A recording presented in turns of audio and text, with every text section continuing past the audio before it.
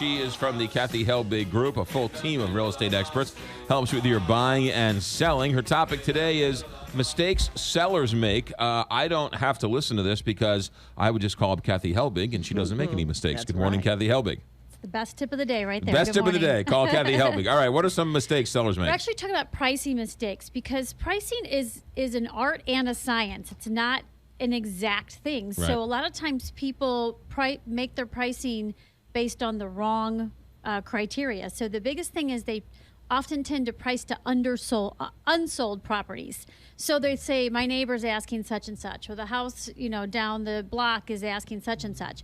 But they're not necessarily selling at that price. So especially in the type of market that we've had in the last 2 years, if there's a house that's sitting on the market for 30, 60 days and you're pricing to that price, then you're probably going to sit on the market for 30 to 60 days or longer before you do price reductions as well.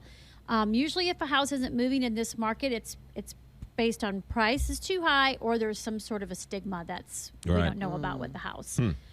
Overvaluing your amenities. Everybody loves to do that. So they try to think that, well, I just spent $15,000 retail, even though I only had a $2,000 deductible on a roof, so therefore my house is worth $15,000 more. Right. I just put on a $20,000 deck. I have an $80,000 pool.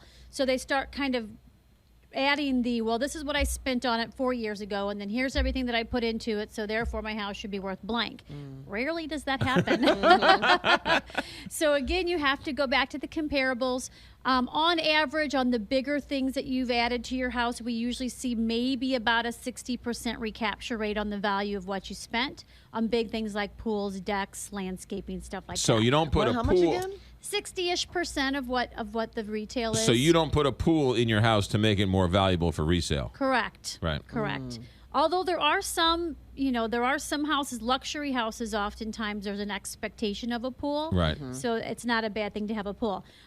Just keep in mind, houses go up in value, but the things in your house don't. So even though you've put in the highest quality of appliances, you've went for the extra high-grade granite countertops, whatever you spent on that at the time, that is depreciating in your house as you're sitting there. So again, Really? you Even can't though value. if you redo a kitchen. Right. I mean, you're redoing a kitchen and then you sell it right away, sure. But 5 years from now, that kitchen's 5 years old. We often go in houses and they say, we've remodeled the kitchen, we remodeled the bathrooms, but it was 20 years ago. So now it's time for a new remodel.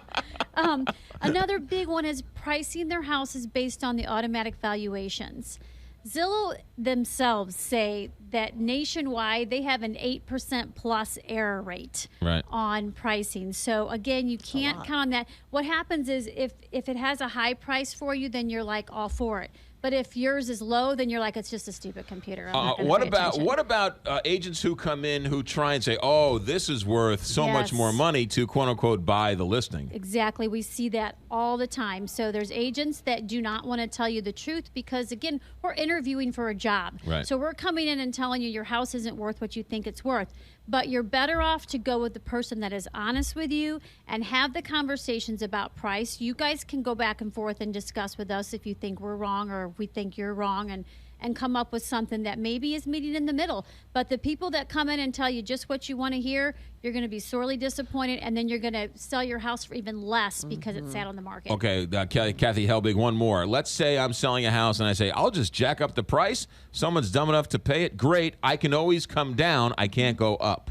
Right. Again, what happens is buyers are shopping list price to list price. So when you're online, you're competing in different automatic brackets that some of these search engines are in. So the 350 to 400s and the 400 to 450. If you're a 380 house and you go market yourself at 410, you're competing against houses that are better than you, and people aren't thinking he's going to come down $20,000. Right. I'm pricing it to buffer for negotiations. They're looking at list price to list price. So you're better off to price to the sweet spot and get what you're asking. That's why you hire Kathy Helbig, because she's the best. She has a full team of experts. KathyHelbigGroup.com. Don't forget the app. It's a fantastic app. And the phone number is 314-276-SOLD. Don't make a mistake. Just call Kathy Helbig. Amen. Have a good week. Thanks. Yeah, 743.